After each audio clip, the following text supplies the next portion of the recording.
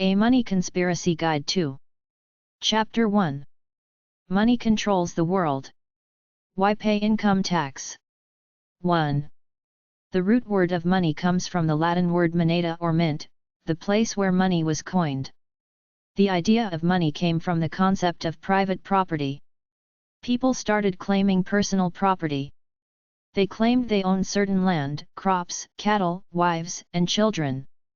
When people started trading, they used coins to represent the property. Then they started loaning money and charging interest.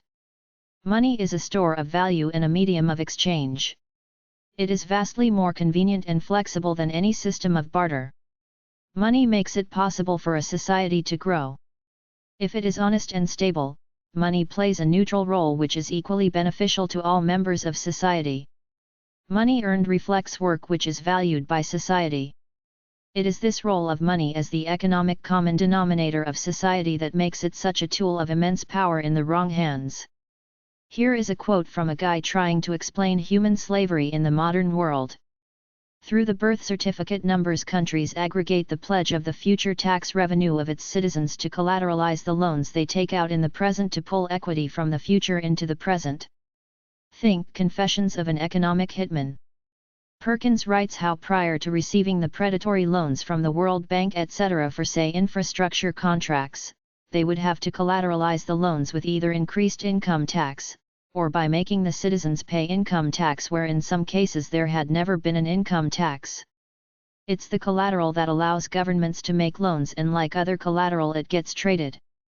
The greatest wisdom about human life is to discover your true nature away from everything you've ever been brainwashed by, then have the guts to live by it. You have to still earn money and pay bills, but no one can control you anymore. You own your life now. All our lives, they set us up to go to school, the government and its institutions for knowledge and wisdom. When you become and go to work, you see that they are talking money out of your paycheck for income tax. Almost nobody questions this. People think it's just the way it is. The government borrows money to pay its bills. We, as good citizens, do our part of the government debt. The truth is that every federal government is the government of a sovereign nation. They can create their money through their Department of Treasury to do the work they need to keep the economy going and make it flow and grow. The problem is that the Bank for International Settlements and the Federal Reserve in the United States have fooled most of the people into thinking they are the worldwide money masters. They create money out of nothing and lend it everybody, whereupon everybody has to pay this money back at compound interest. That's why we have income tax. The human race is capable of a better world than this, where the government creates its own money for the bountiful use of its citizens and the citizens keep all the money they earn without paying taxes. This is the utopian dream. Right now, we're all in debt to the shadowy bankers of the Federal Reserve and the Bank for International Settlements. The Federal Reserve is a privately owned bank that creates money out of thin air. It does not have a big pile of cash, gold and precious metals there that they can lend to governments, banks, and people. It creates it on paper and on a computer screen. When the government says lend me $10 billion, they type a few strokes on a computer, then some kind of loan contract, and that's it. The federal government and the banks then pay this money back at compound interest. The Federal Reserve exerted no effort, hard work, or sweat to create this money, but everybody else has to work hard to earn it to pay them back this money that they either printed up or put on blip on a computer screen. Tax is robbery. We don't have to live like this. Life is not a linear affair where somebody is putting up hard-earned money that the government is supposed to pay back with the people's tax money. This is the one-dimensional system we live under. The government borrows money from banks who have the power to create it out of nothing from their scheme called fractional reserve banking, which would be counterfeiting for anyone else. Then the government has to collect taxes from people to pay these banks back. Is this the best we can do as the human race? Is this the best idea we can come up with on how to live great lives? The government borrows money, then taxes everybody to pay it back. At one time governments were sovereign.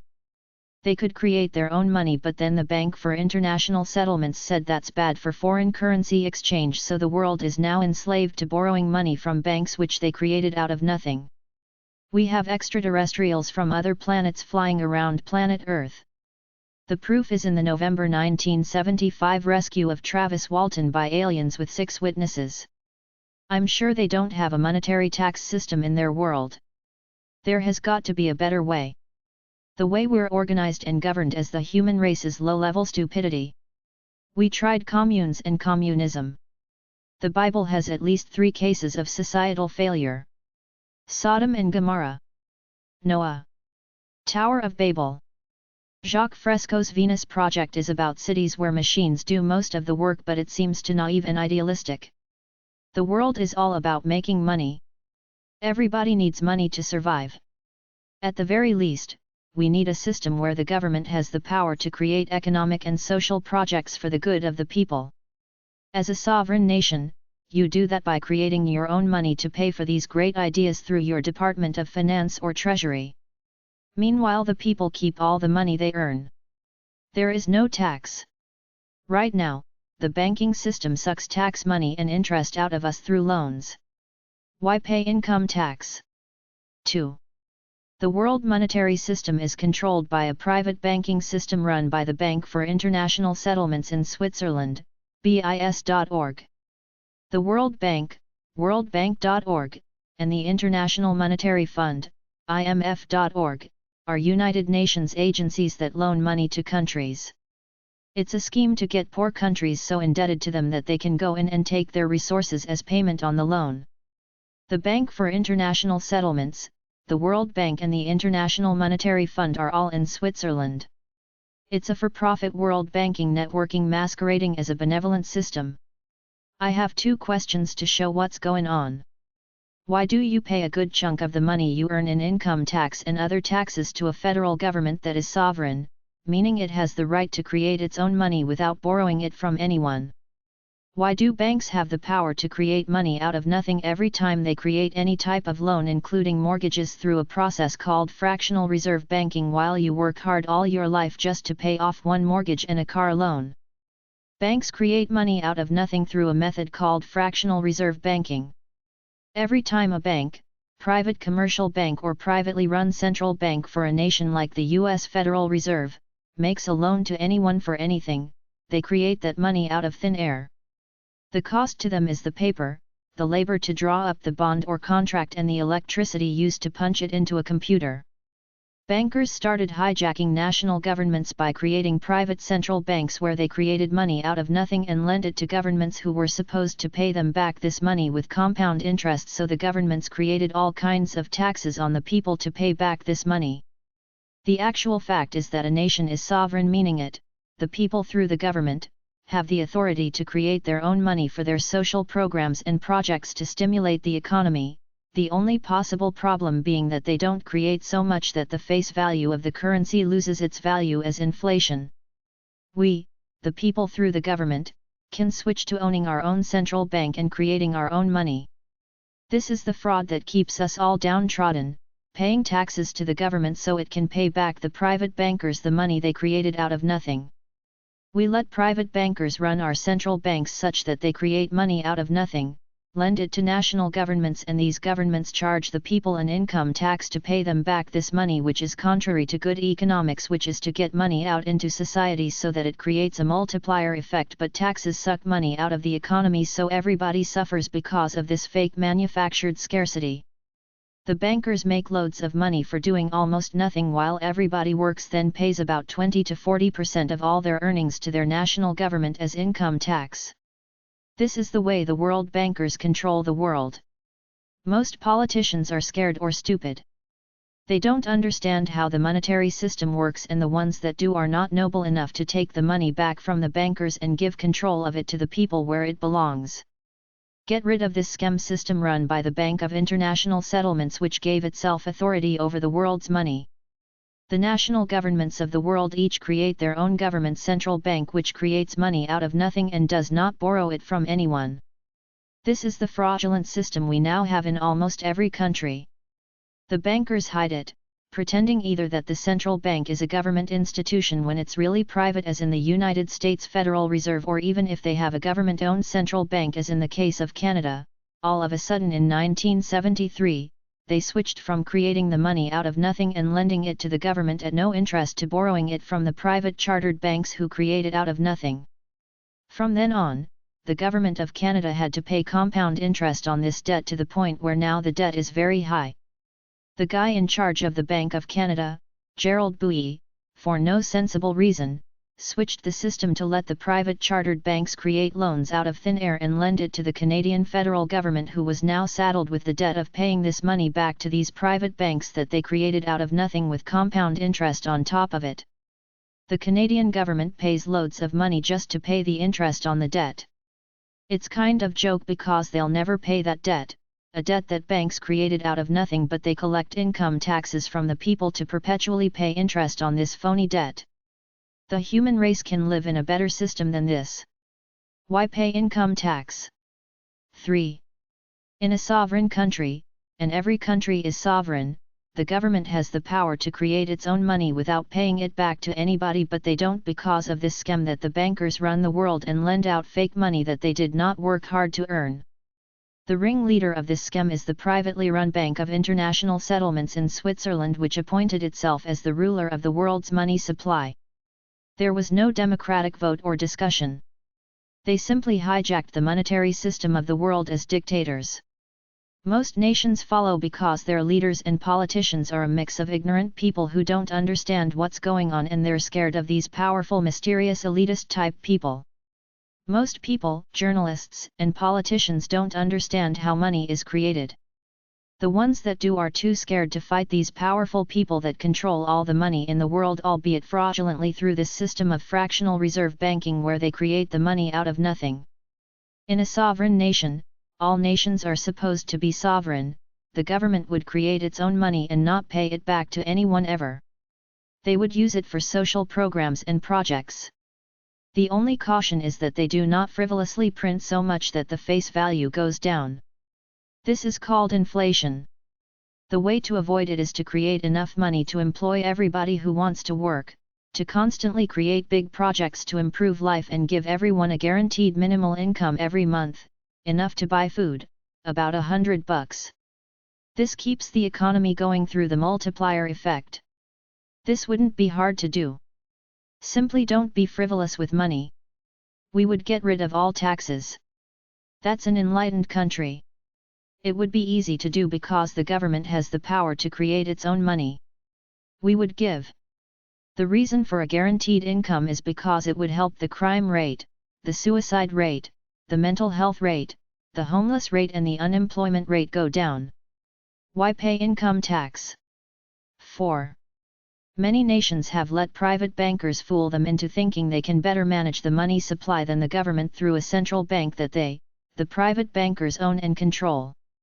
They might have a board of directors made up of politicians who supposedly oversee this central bank, but the bankers appoint their own politician stooges to sit on these boards. These private central bank money managers create money out of thin air, then lend it to the federal government, charging interest on it, so they not only get the value of the money that they created out of nothing, but they also earn interest on it, which compounds very quickly. The government generates money for itself to pay for its expenses by getting loans from the central bank, which creates the money by adding a credit to the government account on a computer screen. The government is supposed to pay the money back plus interest through selling bonds it creates, government fees, fines, seizure property, sale of surplus property and taxes, mostly income taxes. The problem is that the interest on the money it owes grows very quickly to a level that will never be paid back. The government tries to suck what it can from the people through taxes, but the taxes barely cover the interest on the money it owes the central bank. This debt gives the bankers supreme power over the government, the politicians, and the people. No politician has the guts to challenge anything they do. The people are the ultimate suckers. Their hard-earned money is sucked up in taxes to forever be enslaved, paying the interest on the national debt to private bankers who keep all this money as pure profit. We, the people, should not let private bankers run the central bank and manage the money supply, because it's an immoral conflict of interest to supposedly exist to serve the public good while at the same time existing as a private business out to make as much profit for yourself as you can. Every central bank in the world that is run by private bankers is stealing money from the citizens in a number of ways.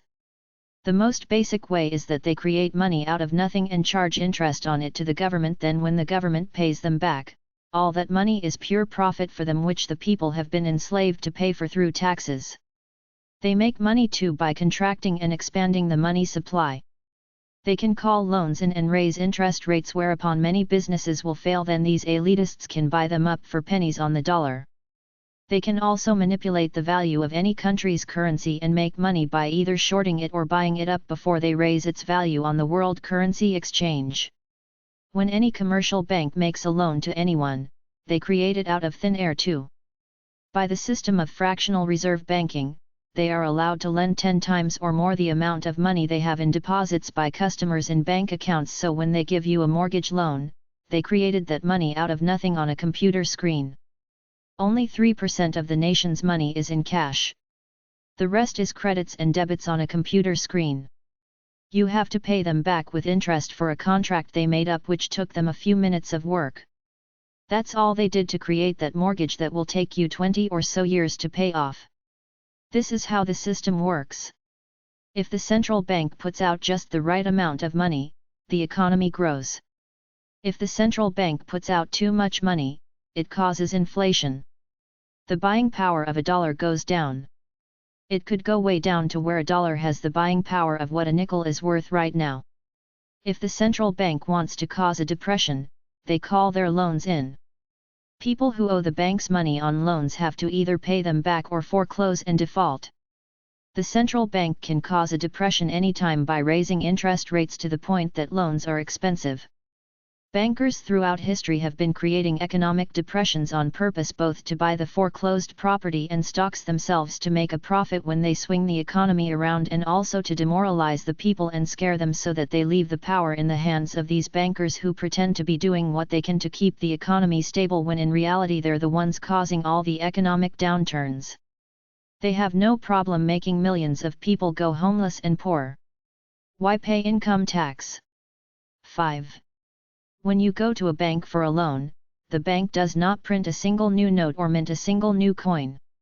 It simply types into your account the size of the loan, and from that moment you start to pay interest on what is nothing more than figures on a screen.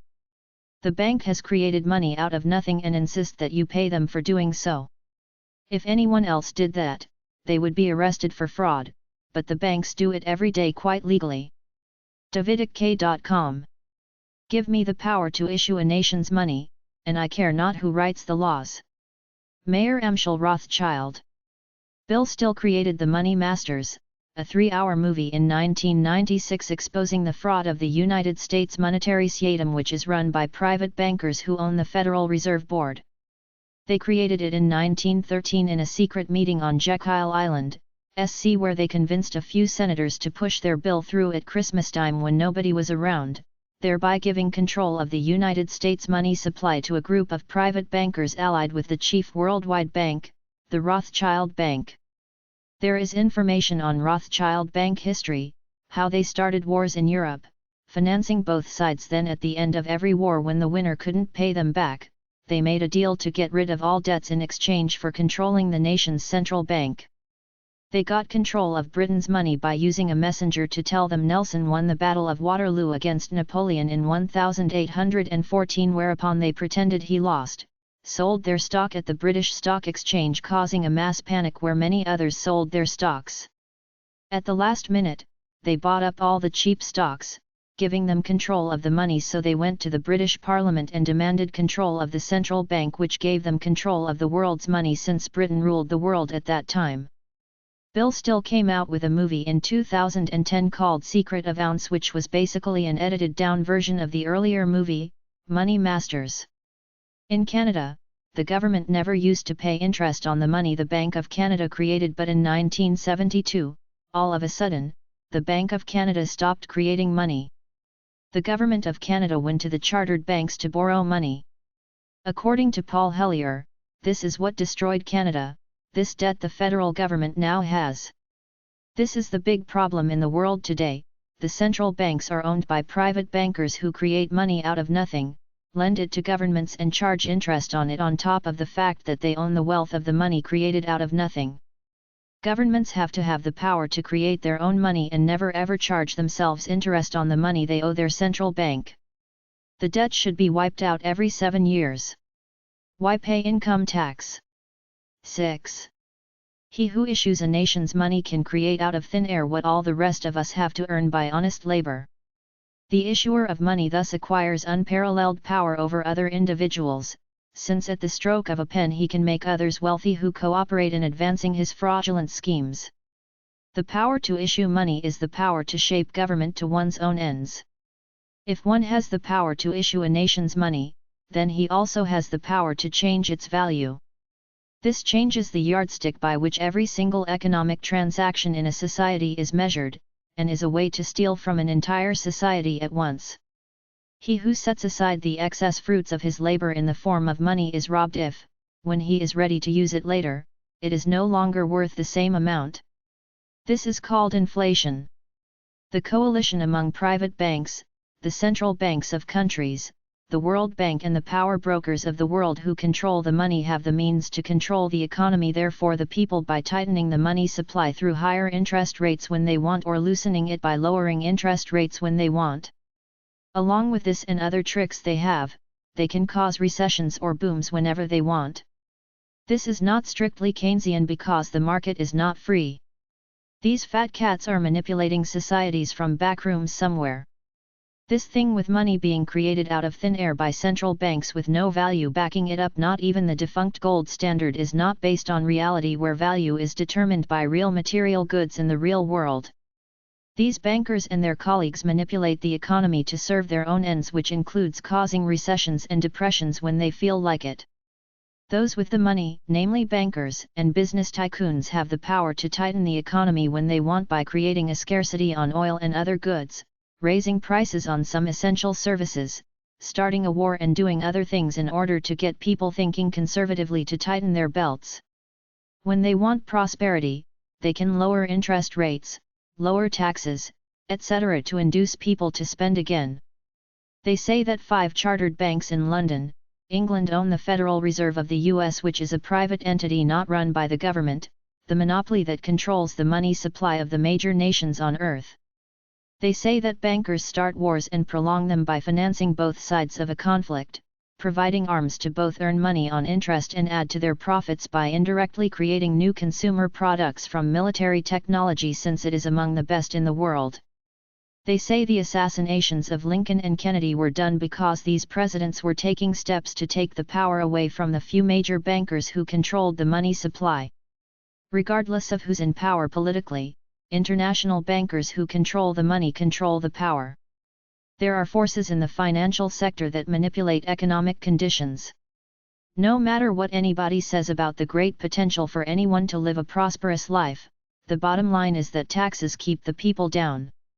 We're paying taxes in order for our government to pay their debt to banks who created that money out of nothing. We can do better than that. At number 339 and HB 172.5 at the library, I found several alternative books which state that the free market would be fine if these central banks and these shadow people didn't go around manipulating the money supply all the time. Paul Hellier's money idea. The way I see it as an aesthetic spiritual guy, what's the big deal with money? It's just the means to help us live great lives. Get some wise people in the government to create it out of thin air and use it to build the things we need and give everybody $100 a month so they always got enough to buy food even if they're down and out. I don't want to speculate on how extraterrestrials live. There are other planets inhabited by other beings. I wonder if they have money. How do they do it? I think that among more enlightened beings than humans, you grow up in a community and simply do your part as a part of that community, but we have greed and ego and the limits of money which makes everybody hustle for it. A few evil people try to get as much as they can, doing awful things to people to get that money. Every war is a way for fat cats to get rich while innocent people die. Jacques Fresco, as a young man in the 1930s Depression, tried to understand why so many businesses were boarded up when there were plenty of people willing to work. My thought about money is that the federal government creates enough in a responsible way to keep the economy going and not cause inflation where the money loses its value because there is too much. The thing is that our politicians cannot be trusted to be responsible. They would print too much money. The economy would go down because the money would devalue. It happened in 1920s Germany and Zimbabwe. Paul Hellyer was a cabinet minister in Canada in the 1960s. His observation is that the Bank of Canada, the government-owned central bank, created money out of nothing and lent it to the federal government. Every year the federal government paid this debt back through money it made on tariffs, bonds, and a small income tax. There was no interest on this money. The Canadian government paid it back without a deficit. In 1972, all of a sudden, the Bank of Canada was taken out of the picture. The Canadian government started borrowing money from the chartered banks who created it out of nothing. They had to pay compound interest on these loans. Every year the debt piled up until now, where the Canadian government is basically just paying off the interest its debts. The principal debt is so high, they cannot make a dent in it. Paul Hellyer suggested that the entire world go back to the old way. A government-owned central bank lends money to its government. The government pays it back without interest. This is manageable. Governments will not accrue huge debts because of the constantly compounding interest. Either way, my way or Paul Hellyer's way, the private central banks are gone. We, the people through the government, create our own money. We don't pay it back to a for-profit bank at compound interest. We can wipe it out income tax or make it very low to pay a debt which has no compounding interest. That's the story. We, the human race, could move on to a better way of life. Paul T. Hellyer's book is The Money Mafia, A World in Crisis. Money Conspiracy Resources and Websites. 10 22-minute episodes of Hidden Secrets of Money at youtube.com/@goldsilver. Goldsilver, W/Mike Maloney. Refer to the political magazine The Spotlight. Book Final Judgment by Michael Piper about why JFK was assassinated. Paul Hellyer Money Mafia. Edward G. Griffin The Creature from Jekyll Island. I found a free ebook by David Icke called The Biggest Secret. Another one is James McIntyre's free ebook at 21stcenturyacademy.com. The title is something like What They Didn't Teach Me in School. Dollar Bubble Movie. Lost Generation Movie. TheShiftMovie.com. Bill Still Money Masters. BillStill.com. The Still Report YouTube, youtube.com/user/bstill3. Twitter.com/BillStill. Facebook.com/BillStillOfficial. TheMoneyMasters.com. WorldSolutionsInstitute.com. SHTFplan.com. Benjamin Fulford. BenjaminFulford.typepad.com. Bitcoin, Digital Gold? At youtube.com/atbestdoc. Foundation for Economic Education, 800-960-4FEE. FEE.org. Liberty Tree Network. 800-927-8733. Independent.org/store/lt_books.asp. AmericanEconomicAlert.org. CoastToCoastam.com, Economic Interviews. Conspire.com. GEdwardGriffin.com. Moneyfiles.org. NameThatConspiracy.com. PeterDavidBetter.com, The Conspiracy Against the Dollar, The Rockefeller Cartel. REAL-WEALTH-SOCIETY.blogspot.com. Renzi.com. Trilateral.org. truthbeknown.com/the_money_master.html. youtube.com, Fall of the Republic HQ full-length version.